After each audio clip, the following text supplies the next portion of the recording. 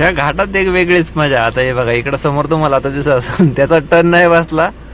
अरे यार, आणि तो बसवाला त्याला मुंडक्या आला होता बघा इथं. जर आपल्या गाडीला आडवा गेला तर रिवर्स टाकायला लागल.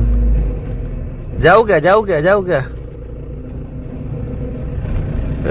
बघा बघा ते बघा गेला आतमध्ये. आणि मित्रांनो, मला जर कोण म्हणलं ना की भाऊ तू केरळामध्ये राहा, तर मी नक्की राहील.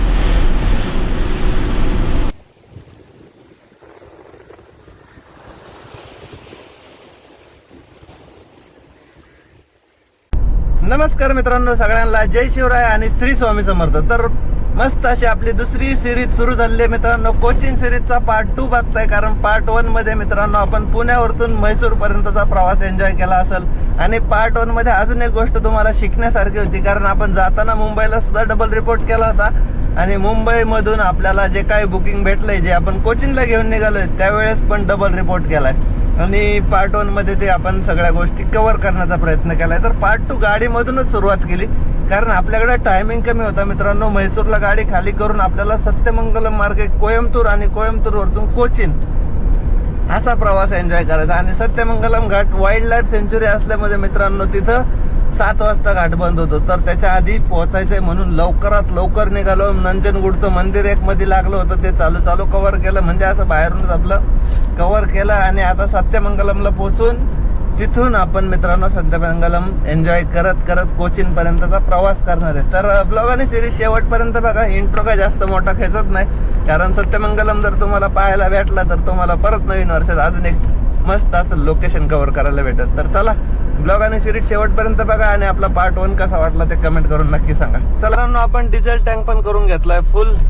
कारण पुढे आपल्याला लागणार तामिळनाडू प्लस केरला, असा 333 किलोमीटरचा कोचीन पर्यंतचा प्रवास आपला बाकी आहे. आणि सर्वात महत्वाची गोष्ट, आपल्याला इकडे भरपूर असे चेकपोस्ट पण लागतात. आणि ह्या रोडला 1-2 टोल पण आहेत. तर त्यातला हा एक पहिला टोल आपल्याला लागलाय, दुसरा टोल आपल्याला लागलाय. कारण म्हैसूर सोडल्यानंतर एक टोल नाका आपल्याला लागला होता. आणि हा सत्यमंगलमच्या अलीकडे आणि चामराजनगरच्या पुढचा आहे. आणि इकडे मित्रांनो डिझेलचा रेट कमी आहे म्हणून टँक पण फुल करून घेतला. बोललो परत पुढे गेल्यानंतर तामिळनाडूचा रेट म्हणजे 92-93 रुपये.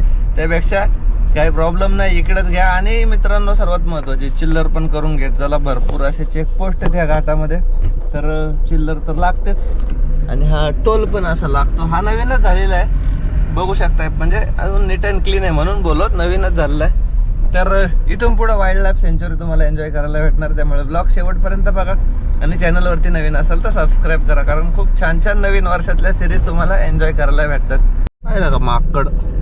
आणि मित्रांनो कसं आहे माहिती आहे का, ह्या फॉरेस्टमध्ये ना तुम्हाला जर प्राणी बघायचे असतील तर काय गोष्ट करायला लागते माहिती आहे का. एक तर तुमची नजर गाडीवरतीच ठेवायची, कारण भरपूर अशा स्पीड ब्रेकर आहेत. आणि दुसरी नजर तुम्हाला जंगलाच्या कडेला बघायला लागते, कारण वाईल्ड ॲनिमल तुम्हाला साईडलाच बघायला भेटतात. असे डायरेक्टली म्हणजे तुम्हाला तर जंगलामध्ये जायला परमिशन नाहीये, बट तरी पण जर ॲनिमल बघायचे असतील तर नजर तुमची अशी रस्त्याच्या कडेवरती ठेवायची. अशा झोडपामध्ये हरणं वगैरे सापडतात. लास्ट टाइम आपल्याला हत्ती वगैरे दिसला होता. आणि बऱ्याच वेळा ते रानडुक्कर, मोर, वाण्यार, हरिण हे प्राणी बघायला भेटले. टायगर रिझर्व फॉरेस्ट असून अजून टायगरचं काय आपल्याला दर्शन झालं नाही. तर बघू ते कधी होतंय ते काय माहित नाही. टायमिंगच्या अगोदर आपण पोहोचले नाही तर मग जर फॉरेस्टचा रोड बंद झाला असता तर आपल्याला मग या सगळ्या गोष्टी राहिल्या असत्या. तर आता पोहोचू डायरेक्टली चेकपोस्टवरती. एक चेकपोस्ट होता तिथं आपण एंट्री केली, तिथं टोल नाक्याच्या पुढे निघाल्यावरती. कारण हा पूर्ण वाईल्ड लाईफ एरिया आहे, म्हणजे टोटली जंगल आहे. आणि ॲनिमल्स शक्यतो इकडंच तुम्हाला बघायला भेटतील, अशा घाटाच्या खाली तरी नाही तर घाटाच्या वरती तरी. मग ती घाटामध्ये नाही बघायला भेटत. फक्त इथं तुम्ही स्पीड ब्रेकरकडे लक्ष ठेवा आणि रस्त्याच्या साईडला नजर ठेवा, म्हणजे तुम्हाला ॲनिमल पण चांगले बघायला भेटतील. तर बरोबर 6:30 वाजलेत मित्रांनो. ऍक्च्युली आपण अजून फॉरेस्ट झोन मध्ये घाटाच्या सेक्शन पर्यंत पोहोचलोच नाही अजून. कारण काय होतं माहितीये का मित्रांनो, मोठ्या गाड्या आहेत ना, यांना ओव्हरटेक करायला आता हा पूर्ण फॉरेस्टचा रोड आहे. त्यामुळं त्या काय लवकर जात नाही आणि आपल्याला पण पुढं काय निघून देत नाही. काय दाखवतो मला, पूर्ण लाईन जाम आहे. टायगर रिझर्व फॉरेस्ट काय आता बसच्या मागं चालायचं. खाली बघा कसलं जाट धुकं आहे मित्रांनो. घाटात फुल धुकं आहे, फुल.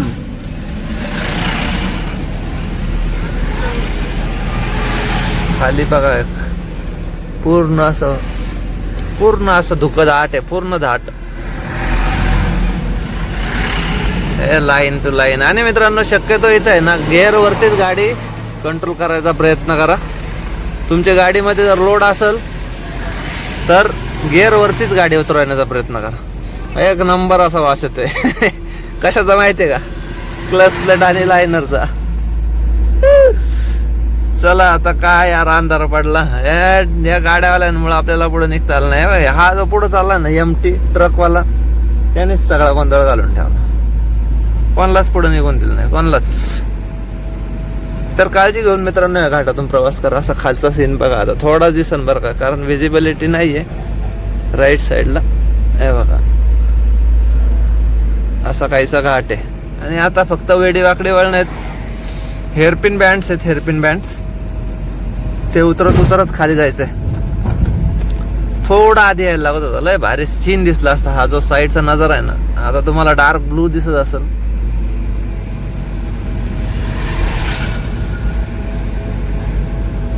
पूर्ण असे ढग चढतात, ढग वरती. अंधारामुळे एवढं दिसणार नाही. आणि गोप्रोचा क्वालिटीच नाही, त्यामुळे काय तुम्हाला बोललो गोप्रो दाखवून उपयोग झाला नसता. तर असा काहीसा सीन आहे बघा, मस्त असा. हा आता साईडला दिसतंय का बघा बरं. हे बघा असं काहीसा सीन आहे खाली. आता तुम्हाला दिसत असेल मित्रांनो बघा. आता हे हेअरपिन बँड आणि हे बघा हे सगळं दिसतंय ना, हे मस्त असं ढग वरती चढतायत. आणि आपण पोचलो हेअरपिन बँडला. हा 26 आउट ऑफ 27 हेअरपिन बँड. कसं आहे, कशी रायडिंग. आणि हा समोरचा सीन बघून घ्या. रात्रीचं काय सीन जास्त दिसणार ना, पण एवढा दिसू शकला असता म्हणून तुम्हाला दाखवला. तर काळजीपूर्वक या घाटातून प्रवास करा मित्रांनो. मस्त असा घाट आहे. आणि तुमची गाडी जर ओव्हरलोड असेल तर शक्यतो सेकंड फर्स्ट हेच लावा. आपण भरपूर वेळा अनुभवलो. आपली 1934 होती त्यावेळेस मग गिअरमध्ये सेकंड गिअरलाच उतरायला लागायचं. ह्या घाटात एक वेगळीच मजा. आता हे बघा इकडं समोर तुम्हाला आता दिसत असेल, त्याचा टर्न नाही बसला.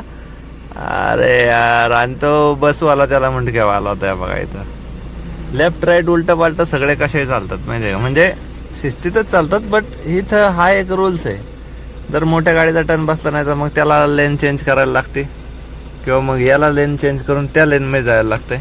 वेगळा आनंद ह्या घाटातून तुम्हाला प्रवास करताना भेटतो. टर्न बसत नाही त्यामुळे सरळ रॉंग साईडने टाकायला लागतं मोठ्या गाड्याला. आपण या बसवाल्याला स्टार्टिंग पासून एंड पर्यंत त्याला धरून चाललोय. मध्येच कारबीरवाले येतात भरपूर. आहे कसे थांबले. असं थांबला म्हणजे काय प्रॉब्लेम नाही, पण जर थांबला नाही तर मग प्रॉब्लेम आहे. मस्त घाटाचा प्रवास नक्कीच एन्जॉय करण्यासारखं आहे.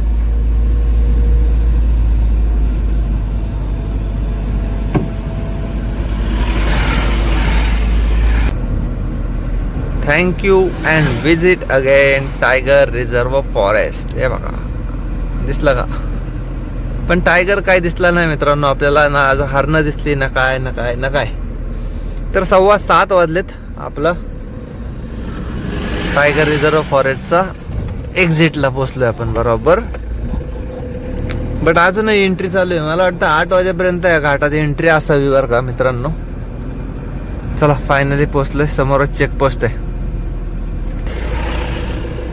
तर हे जे शेजारी मस्त असं देवीचं मंदिर आहे बरं का मित्रांनो. आता आपण गाडी थोडी पुढं लावूया,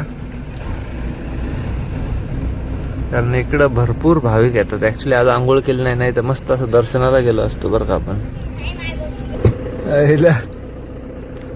हत्ती गाडीला आडवा जातोय बरं का मित्रांनो. जस्ट खाली पोहोचलोय आणि इथं हत्ती हत्ती आणि त्या ट्रकला आडवा गेला. मी जस्ट पाहिलं बरं का.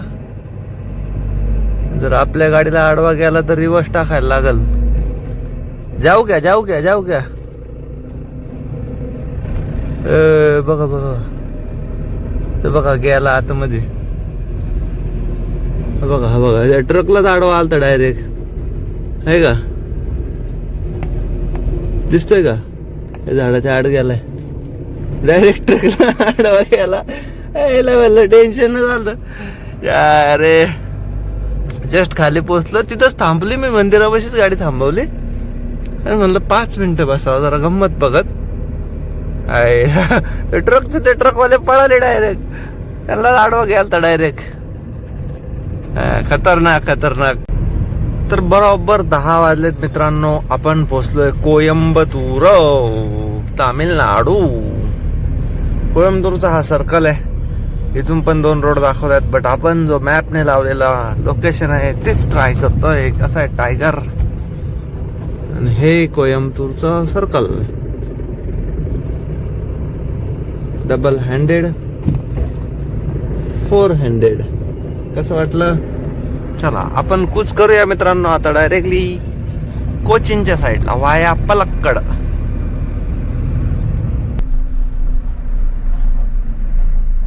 तर वेलकम टू केरला तर आपला झालाच आहे.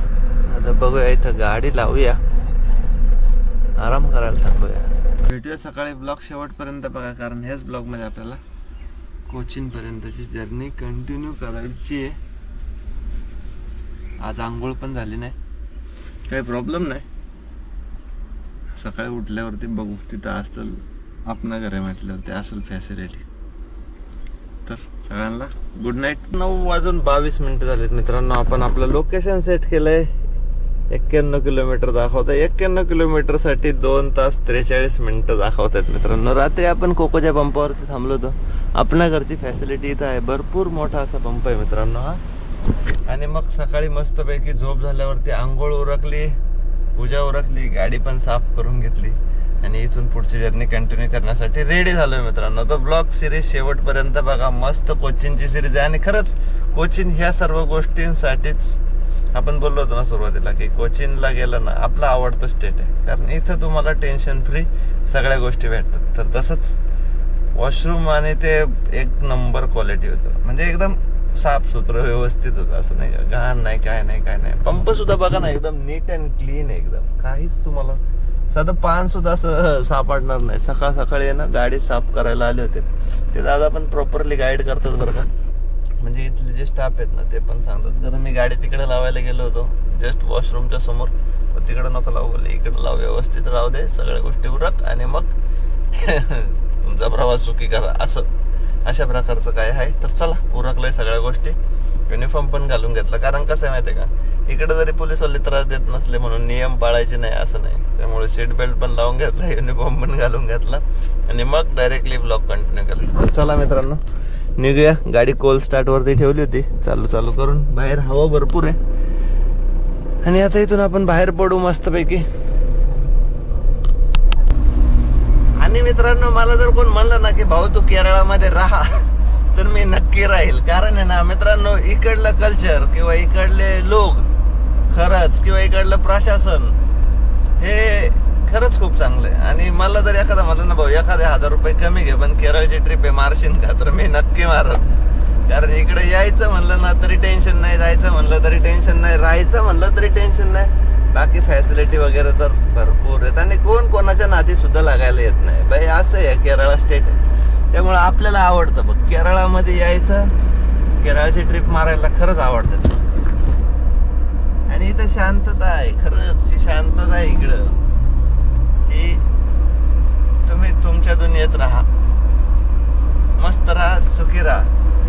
इडली हॉटेल आम्हाला थांबलंय मित्रांनो. ते समोर गाडी लावली, म्हणलं आता नाश्ता उरकून घ्यावा. या मित्रांनो इडली खायला सकाळ सकाळी मस्त अशी गरगरीत इडली.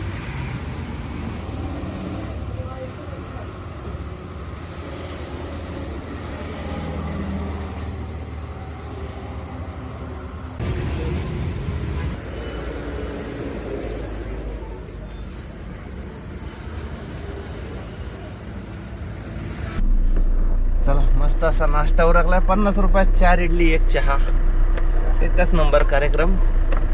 आणि आपलं लोकेशन मित्रांनो बरोबर 85 किलोमीटर आहे बघा. लोकेशन चालू होतं तिरसूरच्या अलीकडे, पण थोडं तिरसूरच्या अलीकडे नाही, तिरसूरलाच आहे तिरसूरलाच आहे. तर 85 किलोमीटर साठी मित्रांनो दाखवतात 2.5 तास. इकडला ट्रॅफिकचा रेट बघू शकताय, कसला जाम असं. ये कोचीन है मेरी जान. चला पण मॅनेजमेंट असं आडवं तिडवं कोणी घालणार नाही. सिग्नलला रात्रीच्या सुद्धा सिग्नलला थांबलेले आहेत. आपल्याकडे व्हिडिओचे प्रूफ आहेत. रात्री 2-2, 3-3 वाजता सुद्धा सिग्नलला गाड्या थांबतात आणि ट्रॅफिकचे नियम फॉलो केले जातात इकडं. युनिफॉर्मचा नियम नाही पाळत बरं काय, मागचे टेम्पोवाल्या युनिफॉर्म घातलेल नाही, पण आपण पाळायचा. काय आपण त्यांच्या राज्यात आलोय तर आपण नियम पाळायचे. उरकलंय सगळं. आता सिग्नल सुटण्याची वाट बघूया.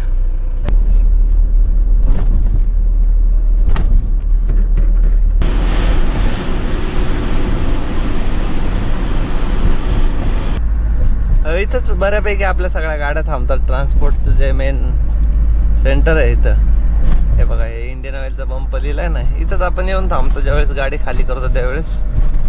या सर्कलला कोचिनला आलं का हाच मुक्काम असतो. सिग्नल सुटलाय. हे बघा, इथं गाड्या लागलेल्या असतात आपल्या. आणि ह्या बिल्डिंग मध्ये ऑफिस आहेत.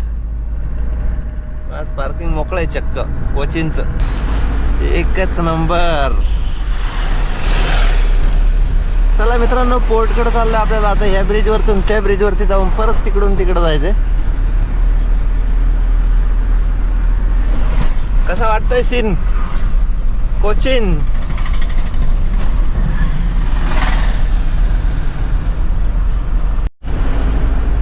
Cochin Marine Drive. मित्रांनो, आपण इथं स्पेशली फिरायला पण आलो होतो बरं का. हा पूर्ण मरीन ड्राईव्हचा परिसर आहे आणि इथं मसाला मार्केट पण इकडंच आहे. इथं उतरायचं, इथून जायचं. 6 रुपये की 8 रुपये काहीतरी इथं जट्टी भेटते.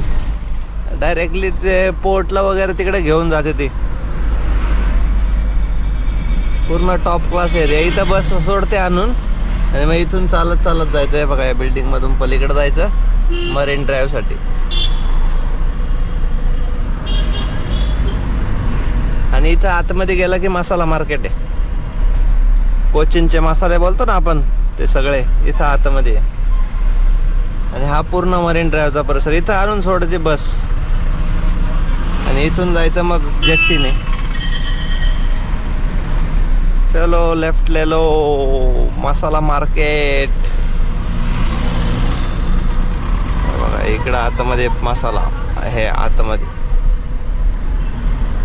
आहे का स्पायसेस अँड चॉकलेट्स.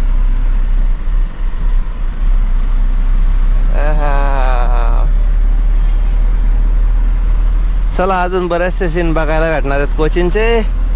ब्लॉग शेवटपर्यंत बघा. आणि कोचिन सिटीचा हा परिसर कसा वाटतोय? रिच क्लास आहे, एकदम रिच क्लास.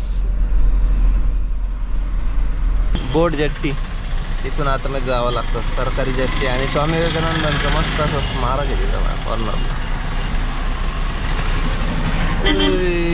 चलो भाई चलो. हे बघ आतमध्ये.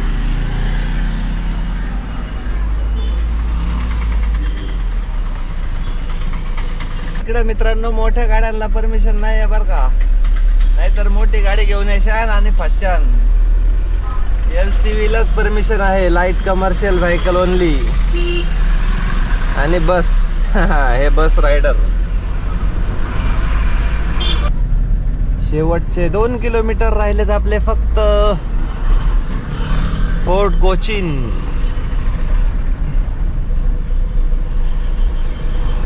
आणि मॅप वरती मित्रांनो प्रॉब्लेम काय माहितीये का, तो जो ब्रिज दाखवतो ना, तो डिस्को ब्रिज आहे. डिस्को ब्रिज नाही का, म्हणजे ते मध्ये जे लावलंय ते. तर त्या ब्रिज वरती फक्त 2 व्हीलरला आणि 4 व्हीलरला अलाउड आहे. कमर्शियल गाड्यांना अलाउड नाहीये. त्यामुळे शक्यतो तुम्हाला जर पोर्टची बुकिंग दाखवली आणि तो स्ट्रोट रोडवाला जर तो दाखवला तर तिकडे जाऊ नका, सरळ इकडून या. कारण मला ट्रान्सपोर्टरने सांगितलं होतं त्या रोडने नको जाऊ, इकडून जा. बरं झालं आपण टायमिंगलाच चेक केलं म्हणून आपण त्या पुलावरती गेलो नाही. तिकडे गाड्या नसतात आणि मॅपला तोच रोड दाखवतो. तर शक्यतो ही काळजी घ्या. पुढून गेल्यानंतर राईट आहे डायरेक्टली पोर्टकडे जायला.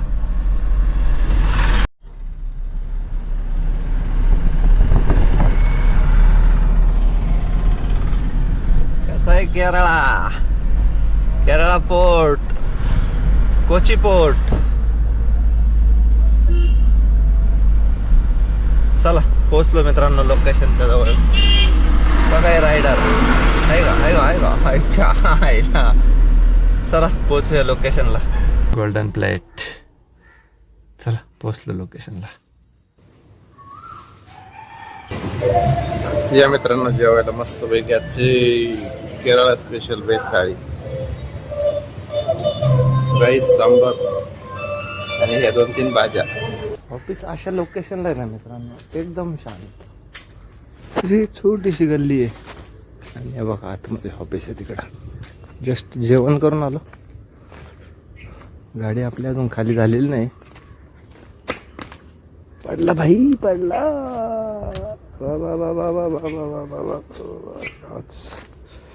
वाचला.